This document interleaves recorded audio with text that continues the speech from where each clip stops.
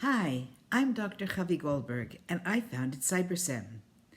This week, we are continuing with another story of the default mindset of our sages that help us reframe our circumstances so that we can see that everything that Hashem sends us is good, so that we can maintain a simcha attitude as much as possible.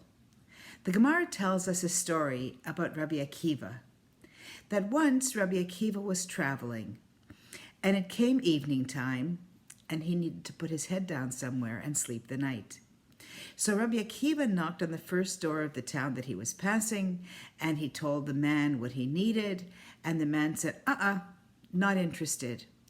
So Rabbi Akiva went to several more homes in this town, and they all refused him. The mitzvah of Hachnasas Orchim was something that I just guess was not so prevalent in this town.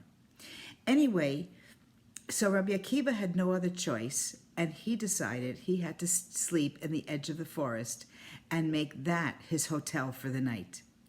Rabbi Akiva had taken another couple of things with him. He took with him a donkey. He took with him a rooster.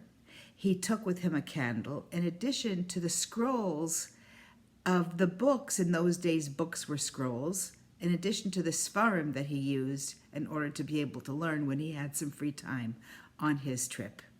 So Rabbi Akiva had his donkey. He needed his donkey to carry the other things so that he wouldn't have to carry them. He needed the rooster to wake him up in the morning so that he could daven on time. And he needed the candle to be a light so that he would be able to learn at night once he was already resting. And so this evening on his trip, Rabbi Akiva came into the forest, and he settled himself down, and he ate something that he had brought with him. And then, as he was about to settle into his learning, he lit his candle, and guess what happened? Maybe you can guess. A lion came out of the forest and ate his donkey. Another vicious animal came along and ate the rooster. And then the wind was blowing strongly, and it extinguished his candle. Now, what was Rabbi Akiva supposed to do? He figured that if he had to get up on his own steam, that he better go to sleep early because he didn't have the rooster to wake him up early in order to daven. But how did Rabbi Akiva feel? How did Rabbi Akiva feel? What did he say? Rabbi Akiva used to say, Kol da'avid rachmana, letav avid. Everything that Hashem does is for the best.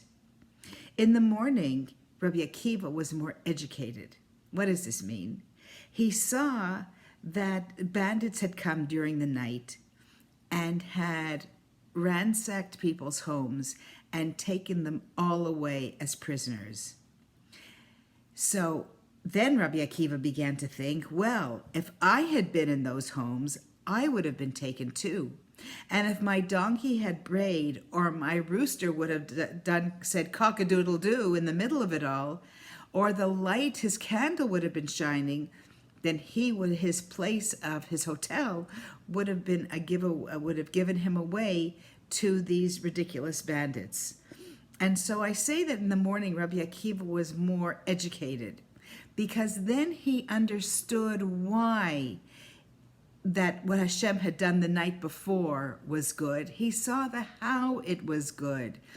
He saw the manifestation of Hashem's goodness in everything that had happened to him.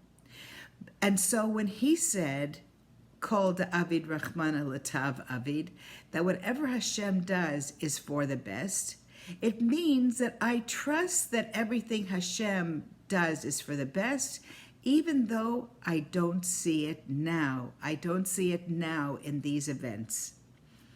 And so in Rabbi Akiva's case, he found out in the morning. For us, sometimes it takes a little bit longer for us to realize what the goodness is in the stressful situations.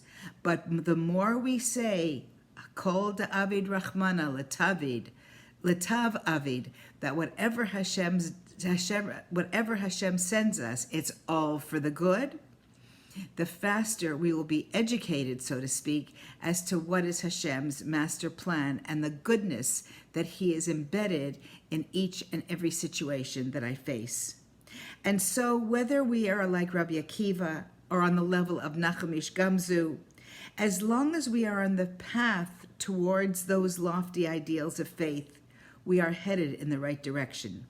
We certainly have many opportunities to practice and hone our skills of seeing that everything that Hashem does is for the best.